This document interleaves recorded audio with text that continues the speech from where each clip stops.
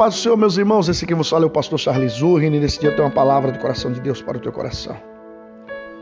Você já parou para pensar o quanto Jesus sofreu por amar você? Então, por gentileza, escute isso. Jesus entrou em agonia no Getsêmani e seu suor tornou-se como gotas de sangue a escorrer pela terra.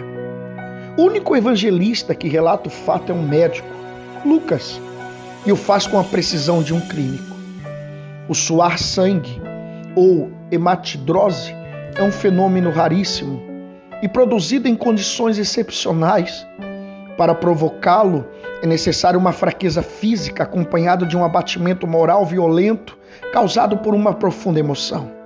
Por causa de um grande medo, o terror, o susto, a angústia terrível de se sentir carregando todos os pecados dos homens deve ter esmagado Jesus. Tal tensão extrema produz o rompimento das finíssimas veias capilares que estão sobre as glândulas sudoríparas. O sangue se mistura ao suor e se concentra sobre a pele. E então escorre por todo o corpo até a terra. Conhecemos a farsa do processo preparado pelo Sinédrio hebraico, o envio de Jesus a Pilatos e o desempate entre o procurador romano e Herodes. Pilatos cede e então ordena a flagelação de Jesus. Os soldados despojam Jesus e o prendem pelo pulso a uma coluna do pátio. A flagelação se efetua com tiras de couro múltiplas, sobre as quais são fixadas bolinhas de chumbo e de pequenos ossos. Os carrascos devem ter sido 2, um de cada lado e de diferente estatura. Golpeiam com chibatadas a pele, já alterada por milhões de microscópicas hemorragias de suor de sangue. A pele se dilacera e se rompe. O sangue espirra. A cada golpe, Jesus reage em um sobressalto de dor. As forças se esvaem. Um suor frio lhe impregna a fronte, a cabeça gira em uma vertigem de náusea. Calafrios lhe correm ao longo das costas. Se não tivesse preso no alto pelos pulsos, cairia em uma poça de sangue. Depois o escárnio da coroação, com longos espinhos, mais duros do que os de acácia. Os algozes entrelaçam uma espécie de capacete e o aplicam sobre a cabeça de Jesus. Os espinhos penetram no couro cabeludo, fazendo sangrar. Os cirurgiões sabem o quanto sangra o couro cabeludo. Pilatos, depois de ter mostrado aquele homem dilacerado à multidão feroz, o entrega para ser crucificado. Colocam sobre os ombros de Jesus o grande braço horizontal da cruz, pesa uns 50 quilos. A estaca vertical já está plantada sobre o Calvário. Jesus caminha com os pés descalços pelas ruas de terreno irregular, cheia de pedregulhos. Os soldados o puxam com as cordas. O percurso é de cerca de 600 metros. Jesus, fadigado, arrasta um pé após o outro. Frequentemente cai sobre os joelhos e os ombros de Jesus estão cobertos de chagas. Quando ele cai por terra, a viga lhe escapa, escorrega e lhe esfola o dorso. Sobre o Calvário tem início a crucificação. Os carrascos despojam o condenado, mas a sua túnica está colada nas chagas e tirá-la produz dor atroz. Quem já tirou uma atadura de gases de uma grande ferida percebe do que se trata. Cada fio de tecido adere à carne viva. Ao levarem a túnica, se laceram as terminações nervosas postas em descoberto pelas chagas. Os carrascos dão um puxão violento. Há um risco de toda aquela dor provocar uma síncope, mas ainda não é o fim. O sangue começa a escorrer. Jesus é deitado pelas costas, as suas chagas se incrustam de pé e pedregulhos. Depositam-no sobre o braço horizontal da cruz. Os algozes tomam as medidas com uma broca e é feito um furo na madeira para facilitar a penetração dos pregos. Os carrascos pegam um longo prego pontudo e quadrado, apoiam-no sobre o pulso de Jesus. Com um golpe certeiro de martelo, o plantam e o rebatem sobre o madeiro. Jesus deve ter contraído o rosto assustadoramente. O nervo mediano foi lesado. Pode-se imaginar aquilo que Jesus deve ter provado. Uma dor lancinante e agudíssima que se difundiu pelos dedos, espalhando-se pelos ombros, atingindo o cérebro. A dor mais insuportável que um homem pode provar. Ou seja, aquela produzida pela lesão dos grandes troncos nervosos. Provoca uma síncope e faz perder a consciência. Em Jesus, não. O nervo é destruído só em parte. A lesão do tronco nervoso permanece em contato com o prego. Quando o corpo for suspenso na cruz, o nervo se esticará fortemente como uma corda de violino esticada sobre a cravelha. A cada solavanco, a cada movimento, vibrará despertando dores dilacerantes. Um suplício que durará 3 horas.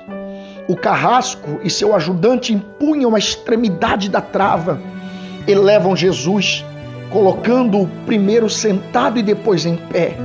Consequentemente, fazendo tombar para trás, o encostam-se à estaca vertical. Depois, rapidamente, encaixam um braço horizontal da cruz sobre a estaca vertical. Os ombros da vítima esfregam dolorosamente sobre a madeira áspera. As pontas cortantes da grande coroa de espinho penetram o crânio. A cabeça de Jesus inclina-se para a frente, uma vez que o diâmetro da coroa o impede de apoiar-se no madeiro. Cada vez que o Marte levanta a cabeça, recomeçam pontadas agudas de dor. Pregam-lhe os pés. Ao meio-dia, Jesus tem sede. Não bebeu desde a tarde anterior. Seu corpo é uma máscara de sangue. A boca está semiaberta e o lábio inferior começa a pender. A garganta seca lhe queima, mas ele não pode engolir. Tem sede. Um soldado lhe estende sobre a ponta de uma vara uma esponja embebida de uma bebida ácida, em uso entre os militares. Tudo aquilo é uma tortura atroz. Um estranho fenômeno se produz no corpo de Jesus. Os músculos dos braços se enrijecem em uma contração que vai acentuando os deltoides e os bíceps. Esticados e levantados, os dedos se curvam. É como acontece a alguém ferido de tétano. A isto que os médicos chamam tetania, quando os sintomas se generalizam, os músculos do abdômen se enrijecem em ondas imóveis, em seguida aqueles entre as costelas, os do pescoço e os respiratórios. A respiração se faz pouco a pouco mais curta. O ar entra com um sibilo, mas não consegue mais sair.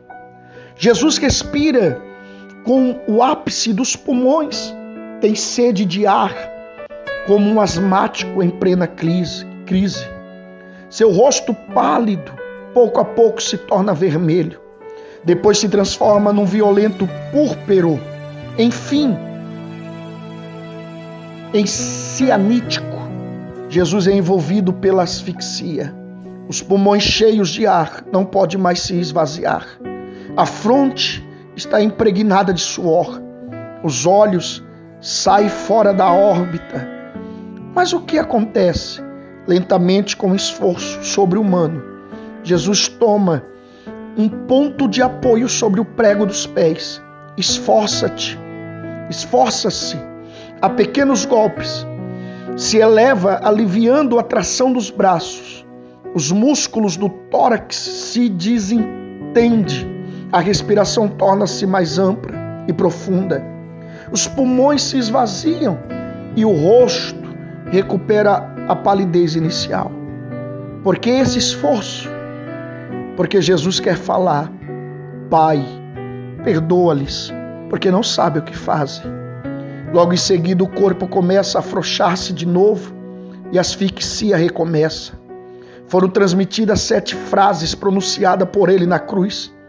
Cada vez que quer falar, deverá levantar-se tendo como apoio o prego dos pés. Inimaginável.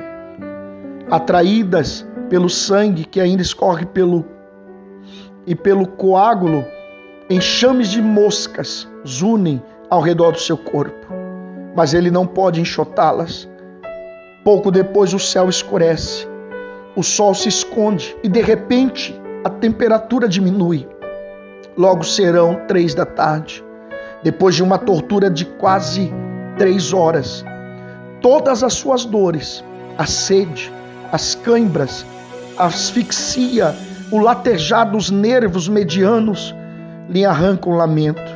Meu Deus, por que me abandonastes? Jesus grita: tudo está consumado. Em seguida, num grande brado diz: Pai, nas tuas mãos entrego o meu espírito. E morre em meu lugar e no seu lugar. Que Deus os abençoe em nome de Jesus.